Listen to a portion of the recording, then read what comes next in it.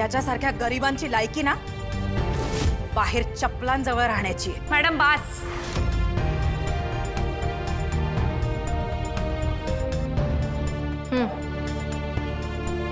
Thank you. आता काय बिनसलंय तुझं? काय नाही। ऋषी तुला का असं वाटतं की मला काही कळत नाही, मी काही नोटीस करत नाही? राजूचा बर्थडे झाल्यापासून तुझं काहीतरी बिनसलंय हे मला कळलंय। मला सांग, बंड्यामुळे जो तमाशा झाला आणि आई जे काही बोलल्या त्याच्यामुळे तू उदास आहेस का? वहिनी, आई जे बोलली ते चुकीचंच होतं, नो डाऊट अबाउट दॅट। त्याचं वाईट वाटलंच आहे मला, पण बंड्या जे काय वागला, आई जे बोलली त्याचं कमळीला खूप वाईट वाटलंय आणि ते मला जास्त हर्ट करतंय। ऋषी, अरे साहजिक आहे ना तिला वाईट वाटणं, तरी पण तू विचार कर, एवढं सगळं होऊन सुद्धा आपल्या बरोबर ती किती मिळून मिसळून होती। ते सगळं प्राजक्ताला वाईट वाटू नये म्हणून। पण मला माहिती आहे ना, नंतर माझ्याशी ती नीट एका शब्दानेही बोलली नाही। मला तर वाटतं तिला बहुतेक राग आलाय माझा कसला तरी। बरोबर बरोबर, नाही तिला तुझा राग आलेला असणार, पण असं का करावं कमळीने? म्हणजे तुझा राग नाही आला पाहिजे ना तिला। एक्झॅक्टली, माझ्यावर का चिडायचं? मी काय केलंय? वहिनी, या मुलींचं ना काही होऊ शकत नाही, इम्पॉसिबल असतात या मुली। एका मोमेंटला बऱ्या असतात, दुसऱ्या मोमेंटला त्यांचं काय बिनसतं त्यांचं त्यांनाच माहिती। आता हसत असतात, लगेच चिडतात। बरं का चिडतात ते सांगत पण नाही। अरे कळणार कसं मला? मी काय माइंड रीडर आहे? तू हसतेस काय अगं? नाही बरोबर, हस हस हस, खदखदून हस, मजा येत असेल ना, बाई आहेस तू शेवटी, तू पण तसंच करत असणार।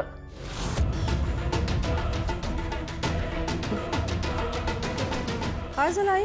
कसल्या विचारांमध्ये होतीस एवढी? काही नाही, बोल तू काय? तुझ्यासाठी छानशी कॉफी आणली आहे। थँक्यू। राजन कुठे आहे ग? राजन? अगं तो आणि आई सकाळी मीटिंगला निघून गेले। पण तू का विचारतेस? आज सकाळीच राजनला भेटायला एक इन्स्पेक्टर आला होता। हे दोघं मायलेक आपल्याला गाफील ठेवून, आपल्याला कळणार नाही याची पूर्ण काळजी घेऊन गौरी आणि तिच्या मुलीचा शोध घेत आहेत। व्हॉट? काय बोलतेस? राजन एक नंबरचा लबाड आहे। दिसताना किती साधा सरळ भोळा भाबडा वाटतो ना, पण एक नंबरचा डॅम्बिस आहे, डॅम्बिस। ऍक्च्युली ना मलाच कळायला पाहिजे होतं की हे घारे डोळ्याची जी माणसं असतात ना, यांच्या मनात काय चालू आहे हे कधीच समोर येऊन देत नाहीत। तुझं नाही चुकलं, चुकलंय माझं, माझीच निवड चुकली। पण ते सगळं सोड, ती गौरी सापडली? हा, आणि इन्स्पेक्टर काय बोलले? अगं सापडेल कशी? जेव्हा कधी सापडेल ना तेव्हा सगळ्यात आधी आपल्यालाच कळेल। कसं? म्हणजे तसं मी इन्स्पेक्टर बरोबर सेटिंग करून ठेवलेलं आहे। एक गोष्ट सांगते, तू असाच राहिलास ना तर एकटाच राहशील। मुलींच्या मनात काय असतं हे ओळखणं खूप सोपं आहे रे। अरे प्रत्येक मुलीला वाटतं की जो काय प्रॉब्लेम असेल तो तिने न सांगता समोरून ओळखला गेला पाहिजे, छोट्या छोट्या गोष्टींकडे लक्ष गेलं पाहिजे। आता कमळीला पण असं वाटत असेल ना, ती का चिडली आहे हे तुला स्वतःहून कळावं, तू तिला समजून घ्यावंस। बोलून दाखवायचीच गरज पडली तर उपयोग काय रे? पण कळू तर दे किती चिडली की नाही ते। ऋषी, आत्ताच म्हणालास तू किती चिडली आहे काय? तसं नाही, तू राहू दे, तू तुझं नेहमीचं काम कर, मुलांना शिकव हा, आणि कमळीबद्दल फक्त विचार कर मनामध्ये। हा, ती चिडलीये का, ती रुसलीये का? माझ्या मनात असं काही नाहीये, मी असा काहीच विचार करत नाही। ती मस्त तिची शिकेल, लग्न करेल आणि जाईल। तू विचारच करत बस फक्त। वहिनी तू आता खूप बोलतेस, हा अति बोलतेस तू आता। फक्त एक गोष्ट मात्र कळली की ती गौरी त्या गावात नाहीये, पण ती गौरी आणि तिची मुलगी मुंबईला येण्याच्या आधी त्यांचा शोध घ्यावा लागेल आणि याच्यासाठी मला माझ्या माणसांकडून ही कामं करवून घ्यावी लागतील। राईट, मला करावी लागतील। मग तू काय करणार? मी काय करू? राजांकडे लक्ष ठेवायचं, त्याच्या फोनकडे लक्ष ठेवायचं, म्हणजे काय करायचं तर राजनच्या फोनमध्ये त्या इन्स्पेक्टरचा जो फोन आहे तो त्याच्या फोनमधनं गायबच करून टाकायचा. राजनच्या फोनमधून मी इन्स्पेक्टरचा नंबर गायब करू? कसं शक्य आहे? काही बोलतेस ना गाई. का शक्य नाही? वा, बायको आहेस ना तू त्याची. मग एकाच खोलीत राहतात. शक्य नाही? हे बघ, आपले कान डोळे सदैव उघडे ठेवायचे आणि अशा एखाद्या संधीचा फायदा घ्यायचा आणि या सगळ्या गोष्टी करायच्या. लक्षात येतंय का मी काय म्हणते ते?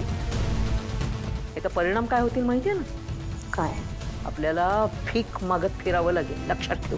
नाही. आणि त्या गौरीला आणि तिच्या मुलीला शोधायचं ते सोड तू माझ्यावर.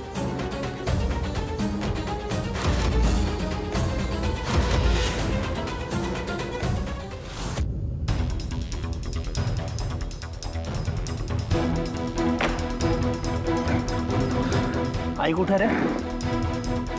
का? काल जे घडलं त्याच्यावरून तुला वाद घालायचा का आईशी? हो, घालायचंय. कारण आईचं चुकलंच आहे काल. अच्छा, म्हणजे आता आईला नावं ठेवण्यात मोठा झालायस तर तू.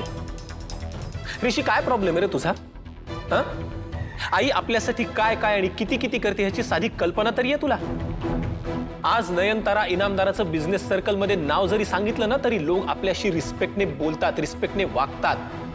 पण तुला मात्र तिची कदरही नाही. At least you can do is respect her.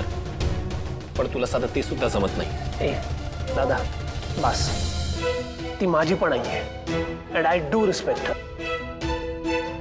पण काल तिने जे केलं ना तो विनाकारण ड्रामा होता आणि ती सुद्धा रिस्पॉन्सिबल आहे पार्टी स्पॉइल होण्यासाठी. अच्छा, म्हणजे आईने जे काय केलं तो ड्रामा होता आणि ते गरीब लोक वागले त्याचं काय रे? तो ड्रामा नव्हता. आईला तुझ्याकडून खूप अपेक्षा आहेत ऋषी, पण तू मात्र. रोहित, मी काय म्हणते. गप्प बसा राधिका, तू एक शब्द बोलू नकोस.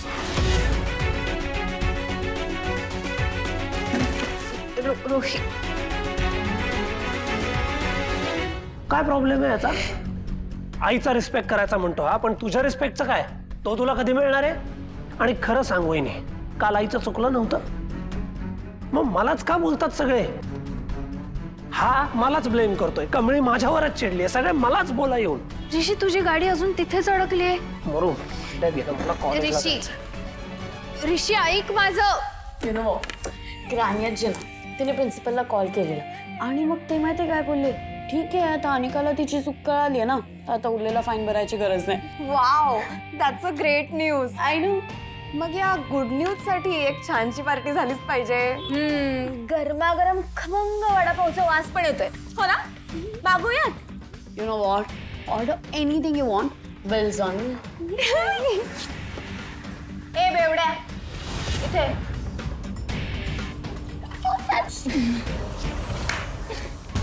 दोन वडापाव आणचे. आणतो. लवकर. बेवडा कुठला. नंतर एक पोरगी आली एकदम धीट आणि ती व्यक्ती म्हणजे अहिल्या वेसकर.